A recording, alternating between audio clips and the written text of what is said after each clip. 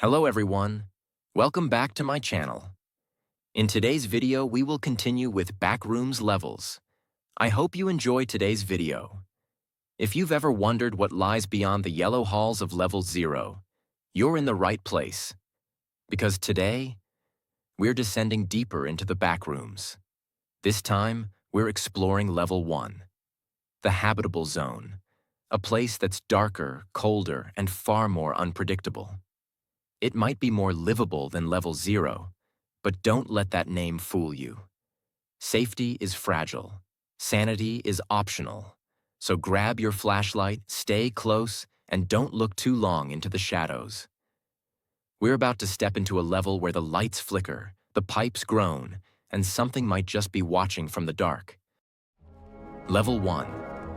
The Habitable Zone. Between survival and sanity. After escaping the unsettling chaos of level 0, the endless yellow halls, the distorted time loops, and the ceaseless buzzing of malfunctioning lights, survivors often believe they have found a safer place.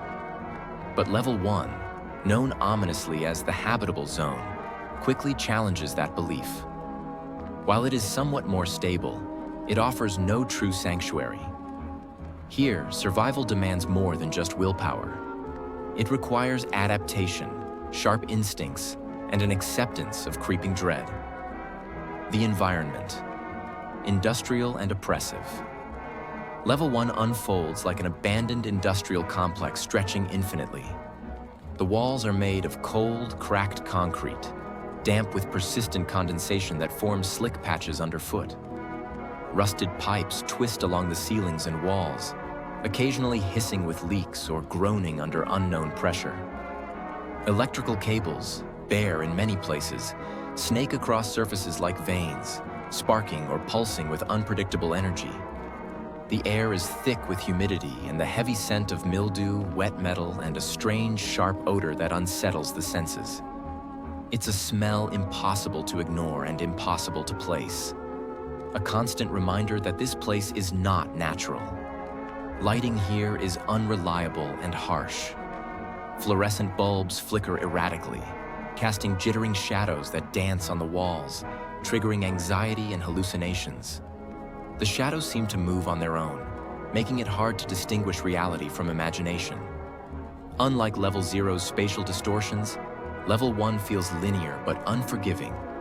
Long, endless corridors that sometimes shift overnight, doors that lock themselves, and rooms that appear or vanish without warning. Signs of life. Other survivors and their traces. For the first time in the Backrooms, survivors may find evidence of others who have come before, or still wander nearby. Handwritten notes scribbled on stained walls warn of dangers.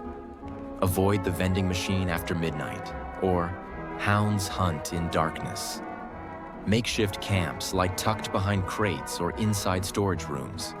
Campsites marked by scattered belongings like empty cans, faded clothes, and worn-out tools. Footsteps echo faintly in some corridors, fresh enough to prove that you are not alone. However, meeting another person is no guarantee of safety. Trust is a rare currency in level 1, and the few encountered humans may be desperate, hostile, or worse, changed by this place. Hostile entities, from shadows to hunting beasts. Level 1 is the first place where entities actively stalk survivors. They come in many forms, each more disturbing than the last. The hounds. Quadrupedal, emaciated creatures with elongated limbs and twisted faces, these beings are relentless hunters. They respond to noise and movement with terrifying speed and ferocity. Running may provoke a chase, but freezing in terror can sometimes confuse them, if only briefly. Skin stealers. These entities mimic human appearance by wearing the skins of their victims. Often found lurking just beyond the light's reach, they imitate human behavior eerily well, making it nearly impossible to spot them at first. Their intentions remain unclear but are undoubtedly malevolent. Wranglers. Tall, thin, humanoid figures that patrol the darker corners of level 1. They rarely engage directly, but observe and track survivors with unsettling intensity. Their many eyes and unnatural movements hint at something otherworldly. Shadow dwellers. Not fully tangible, these beings appear as distortions in darkness. They slither along walls and ceilings, barely noticeable unless you are already aware. They evoke an overwhelming sense of dread in those who sense them nearby. Safe zones. Fleeting sanctuaries. Despite the dangers, pockets of relative safety exist, known as safe zones among experienced wanderers. These spaces often feature working lights, locked doors, and some stable supplies like clean water or canned food. They serve as meeting points where survivors trade information, barter resources, and warn each other of shifting dangers. However, safe zones are temporary. Over time, many are discovered and overrun by entities, or collapse as the level's architecture shifts unpredictably. The Backrooms do not tolerate permanence. Even these fragile havens are reminders that your security is always provisional. Environmental threats and hazards. Beyond entities, Level 1 itself is hazardous. Blackouts. Sudden and complete failures of the already fragile lighting plunge corridors into pitch darkness. These blackouts can last seconds or hours, often coinciding with the most aggressive entity activity. Electrical surges. Exposed wiring occasionally sparks with dangerous arcs of electricity, capable of injuring or killing the unwary. Shifting architecture. Rooms and hallways can alter their configuration overnight. Doors seal shut, walls move, and familiar routes become dead ends or new traps. Psychological strain. The mind's slow erosion level 1 is as much a mental challenge as a physical one. Time perception distorts. Hours may pass in what feels like minutes, or days stretch endlessly. Sleep is fitful or impossible, haunted by nightmares and whispers echoing in the dark. Many survivors begin to hear voices calling their names, see fleeting apparitions, or experience terrifying déjà vu.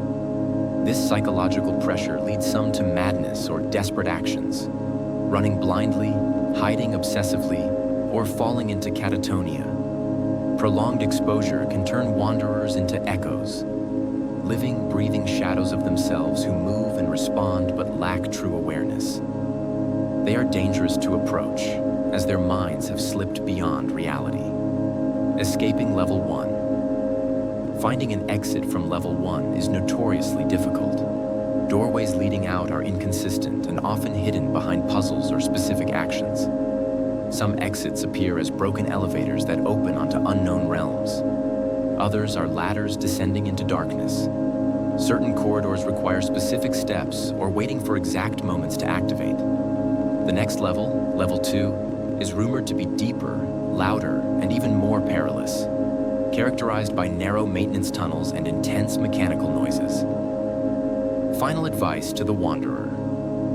If you find yourself in Level 1, always remember, trust nothing but your instincts and the faintest light. Avoid silence, avoid running without purpose, and document everything. Your notes might be the difference between life and death, for you or the next lost soul who follows. Level 1 is not just a place, it is a trial. It changes those who enter, bending their minds and bodies. Survive here, and you'll carry its marks forever. The Backrooms have noticed you. And that was Level 1. The Habitable Zone. A place that offers the illusion of safety. Just enough comfort to keep you from turning back, but never enough to let you truly rest.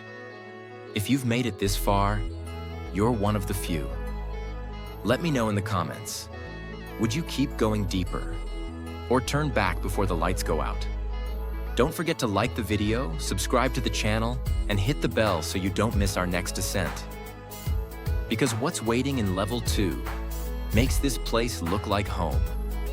Until next time, stay aware, stay alive, and whatever you do, don't trust the silence.